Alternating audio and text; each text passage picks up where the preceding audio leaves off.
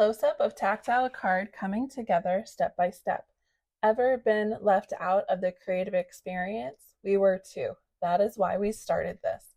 Many times our founder, when walking through unexplainable medical scenarios, was involved in networking to grow her other business and often felt left out.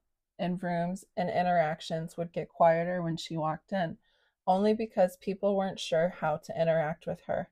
Photo description is of Jenny standing in front of a white designed wall with a table to Jenny's left with the vase with purple, pink, and white flowers, with a small tea votive candles in small candle holders, and a blue 3D pop-up flower card Jenny used to often make.